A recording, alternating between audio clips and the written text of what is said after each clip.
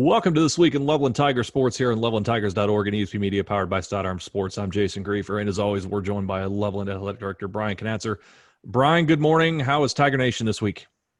Good morning, and to you, Jason, and good morning to Tiger Nation as well. Tiger Nation is outstanding. Today is the first day of school, so now we have, the pulse of our students, going through the hallways and the rooms here at Loveland High School. It's a great feeling. Excited to have them back.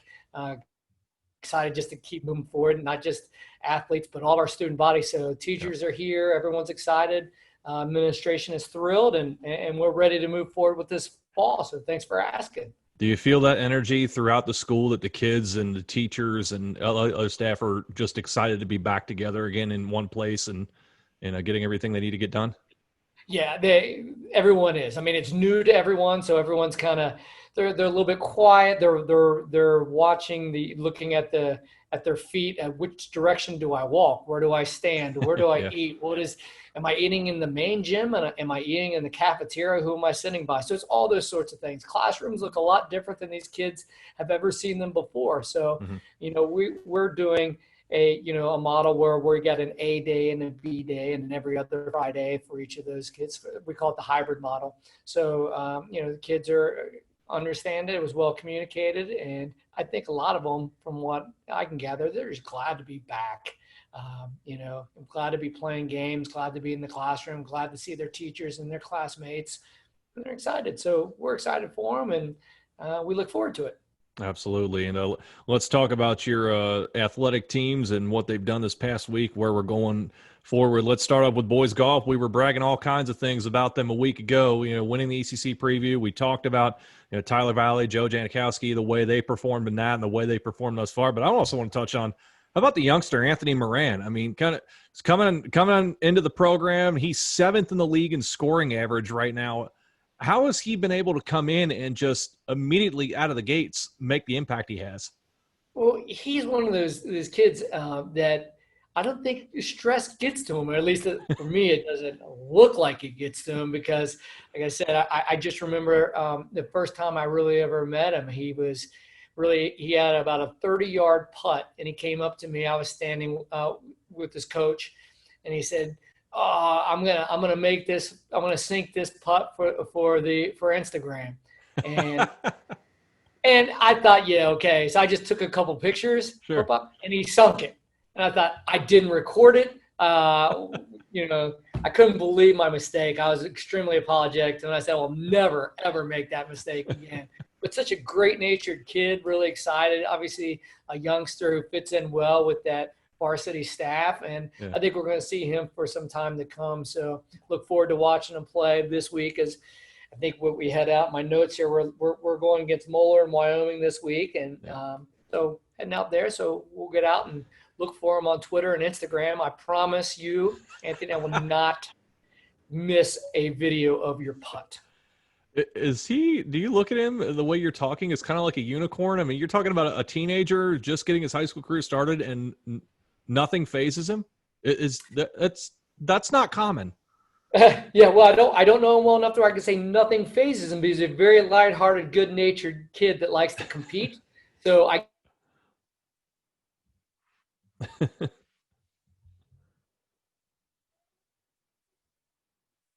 I think we're having a technical issue here.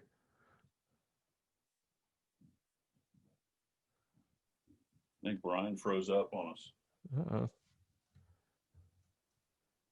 We're having a technical issue here with Brian. Hopefully we can get him back here and get our conversation back going here.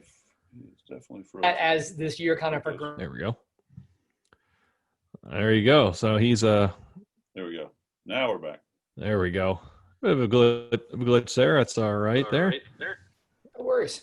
And let's talk about the girls golf team on the other side there, as we touched on the boys there a little bit. Everybody's kind of in the golf season, approaching the halfway point. You look at the way the ECC is going, kind of in the mid pack. Still a lot of time, obviously, to move forward right now. In the way that you've seen the girls perform and talking to the coaching staff, just kind of the overall vibe. Is it a matter of just as the old cliche goes, putting the little things together and shoring those little things up in order to help you move towards the top of the league? Yeah, these girls are just grinding. They're grinding it out right now. We're leaning hard on our number one, Amy, who's doing a great job. And the girls behind her, Megan Smith, Kristen Digert, Maya Stokes, they're coming along as well. So I mean, we're just grinding it out, leaning on Emmy, and I think, like you said, they'll put it all together.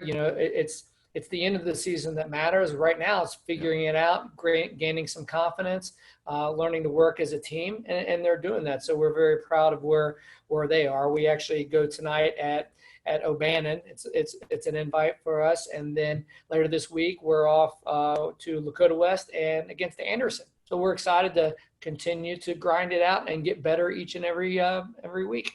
That's all you can do in the midst of the season for sure. Let's move on to the pitch. Boys soccer 1-0-1 right now after a draw with the Lakota East.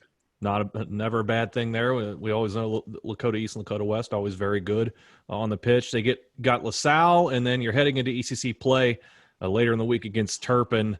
As you're getting into the league schedule, and we know how tough this league is in boys soccer, do they look at this start of the schedule as an important place to kind of set the tone for the rest of the season?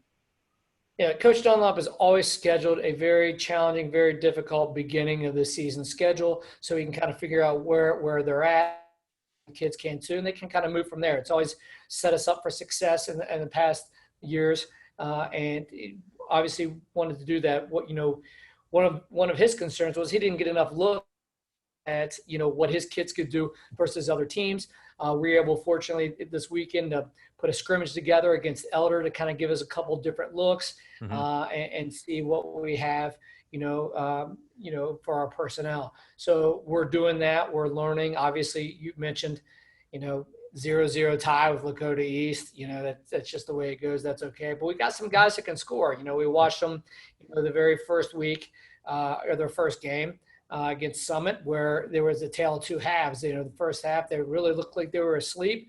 Was down 2-0, and then all of a sudden, we got some guys that gained a little confidence, showed a little strength, passed the ball around, made some shots. We ended up winning that game, and I think we just need to continue to increase our confidence and go against, as you said, some of these schools, like a LaSalle and a Turpin, very strong, heavy, loaded at the beginning of the season. So. The good thing is, Jason, we're going to learn a lot about ourselves very early, and we're going to make changes along the way. And I think we'll be just fine. So excited to watch them this week as well.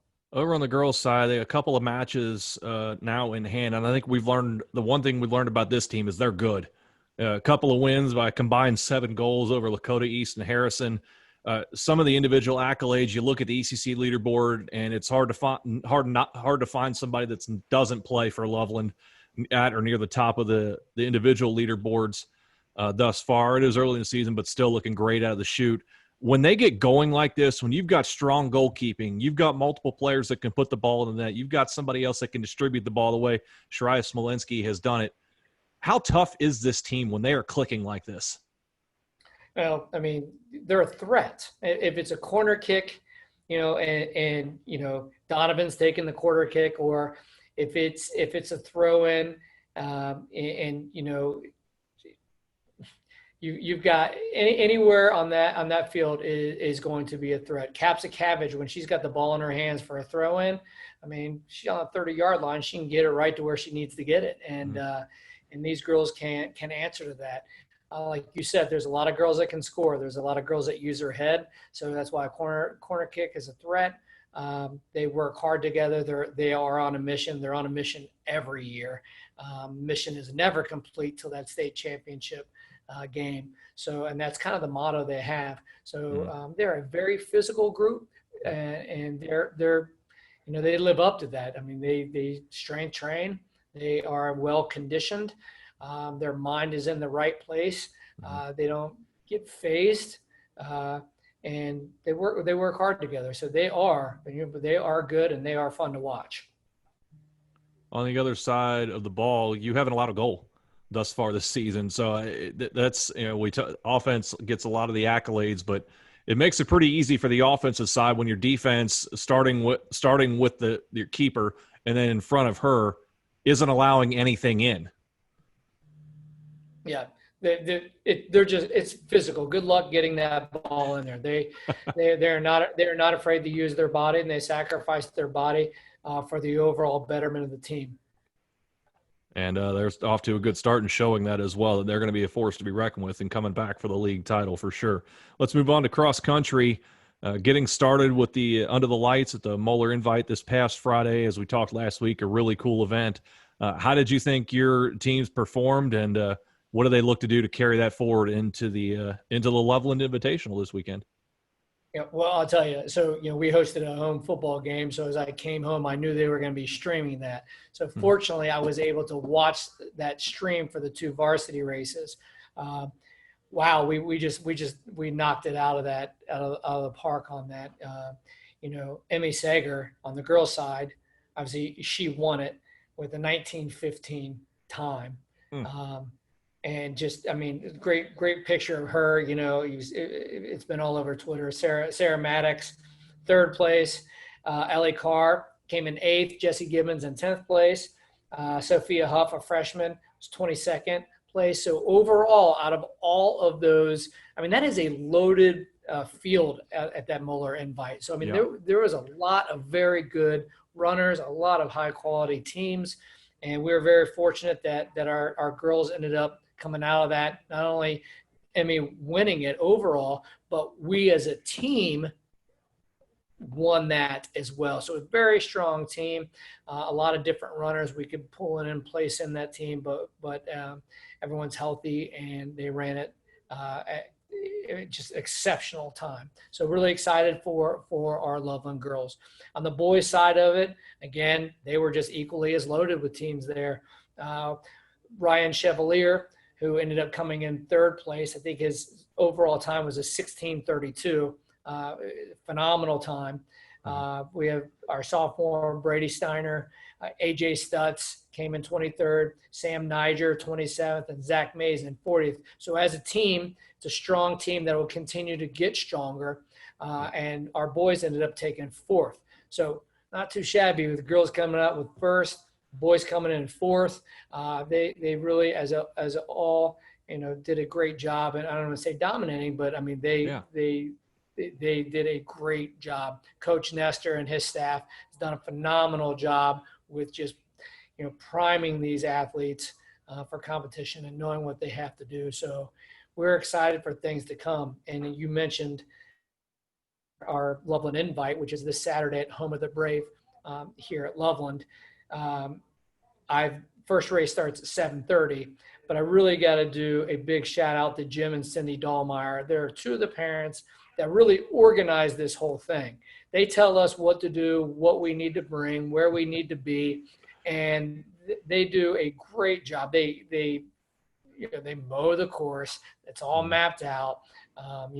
It's nice to have a parent running it, and we just say, "What do you need? I'll be there. Whatever you want, I'll get it. Oh, we need officials. Done."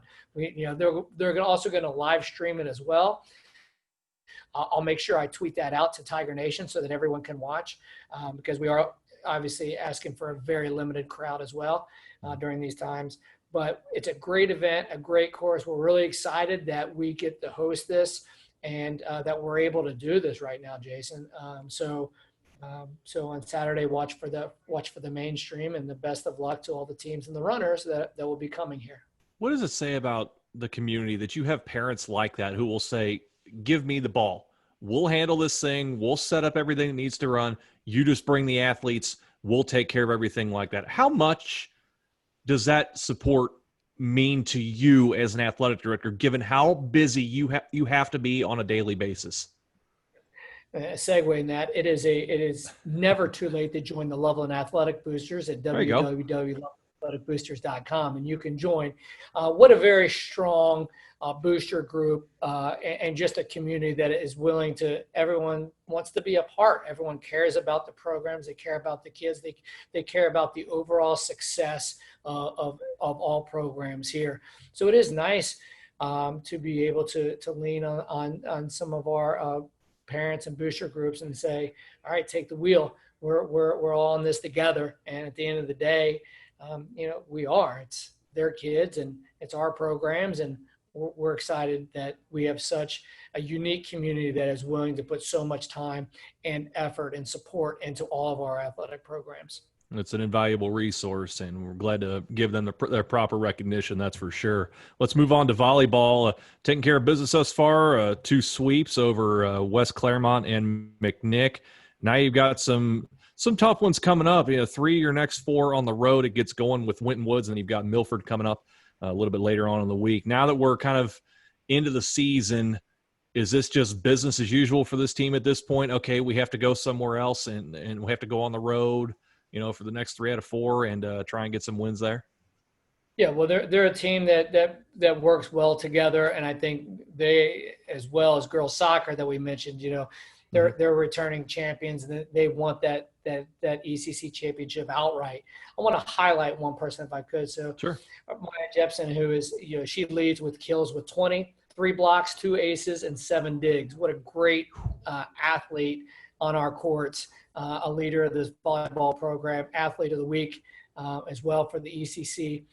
So I wanted to highlight her. But it's just individuals like her that make this contribution to the overall team. But they communicate well. They rally around one another. It was very interesting and fun to watch that on Saturday versus McNick. McNick had a very large crowd within our 15% capacity. But it was very loud.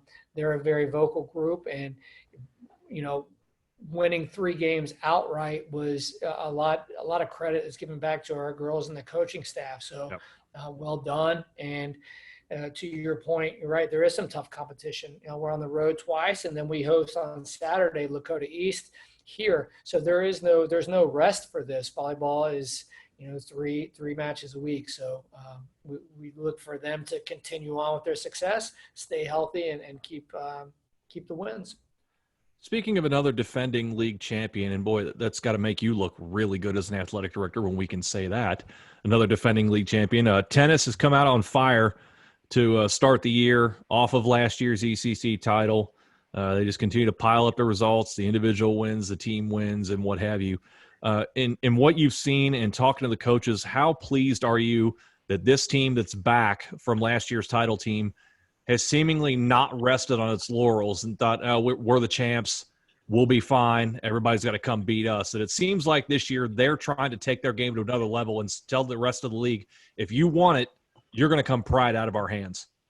Well, and these are new faces too, Jason. So Maria Hoder and Grace Hart, those are girls that, have now taken the 1 and 2 spot that are battling through this and learning and all this themselves. Yeah, they were here last year, but they're the new number 1 and new number 2.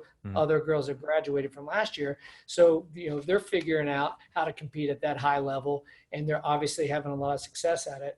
And our doubles with Tess Browerman and Hannah Wanger, undefeated, just really good athletes, very, very fun to watch, and have an enormous just presence on the court as doubles.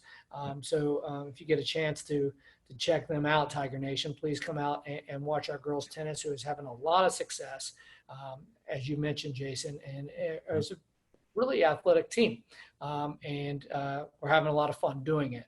So continue to do that. I think we're up against Turpin tonight, and we got West Claremont, and then we go out of conference for Sycamore and Mason as well this week. So never a dull moment in our girls tennis. Very busy. Well, and the way they're playing, I don't want to see any dull moments right now. Let's keep piling up the wins there. Lastly, let's talk about your football team. Things don't go their way against Turpin. The score was what it was. Everybody's been able to see that, but from what I was able to tell, and you can speak to this as well, this game was a lot closer than a lot of people indicate than it looked like. Seems like you were able to move the ball successfully, just weren't able to take that final step and punch it in there. Had chances down deep in the Turpin zone and just weren't able to break through there. Is that what you saw in this one, that there were chances in this game that unfortunately just didn't go your way? Yeah. Well, first of all, we're going to be really extremely excited that we got a game in. So very excited to do that. It was a good atmosphere. We were able to stream the game. Our boosters were able to, so we're going to be able to stream games through the boosters club. And, you're right. The scoreboard didn't encapsulate what, the overall end of the game, but it was, we were in the red zone 4 times. At the end of the first quarter, there was nothing on the scoreboard. We had our opportunities. We made a couple mistakes, down inside in the red zone and even inside the 5 and the 10. And that cost us a couple of missed field goal opportunities. I mean, that could have been a very different score on our end. Momentum switches things very quickly, as you know, in high school athletics. Scoreboard didn't look like we thought it could have on film. But again, these guys are moving the ball and they're doing what they need to do to be improved. And I think they just got to gain this confidence, put some points on the board, and then I think they're going to be fine. I mean, our Calvin Cloud at quarterback, he had 154 passing yards, 61 rushing yards. So, he's a little bit of a dual threat there. Ethan Lund had 4 catches for 85 yards. So we've got some connections there. On the defensive side of the ball, our free safety, Ethan Freeland, had 9 tackles, and our defensive end, Gabe Ogden, had 2.5 sacks. So we've got people on both sides of the ball. We're moving the ball. We're stopping. We got to put it all together. A couple big plays got us, and that's the way it ended up. We fix those up. We watch film. We learn from it. We put the ball into the end zone. We get some points. Well, we're a different team. And our goal is to do that this upcoming week versus West Claremont High School, which, Jason, is going to be our senior night for both football and for cheer. So we're excited to have that opportunity to do that. So we welcome the Wolves and we welcome our seniors and their parents. Yeah, no doubt. It's interesting that, where other schools are doing as well, moving their senior days up earlier into the season. I guess we can guarantee that they get the recognition that they deserve there. So it should be a good one there against West Claremont. What are you looking forward to in that game? Are you looking to just to clean up some of the things that didn't go your way in the first game, shake off a little bit of that off-season rust into week 2? What are you seeing? Yeah, I think we have to do that, right? We haven't won a game in last year, and we haven't won one this year as well. So I mean, we just got to put that win in that column and let this. Once that confidence hits, Jason, it's going to be a completely different team. We already look different. We're moving the ball different. It's feeling different. Now we just need that confidence, and once that comes, I'm telling you, just watch out. And we will certainly be watching out for that. And how all our other Tiger athletes perform this week, and we'll talk about that next week here on the show. Brian, great catching up with you once again, and I look forward to doing it a week from today. Great. Good afternoon, Tiger Nation. We will see you at our events or watch you streaming. There you go. Check out the entire schedule at lovelandtigers.org. That is Brian Knatzer, Athletic Director at Loveland High School, joining us for This Week in Loveland Tiger Sports here on ESP Media, powered by Sidearm Sports.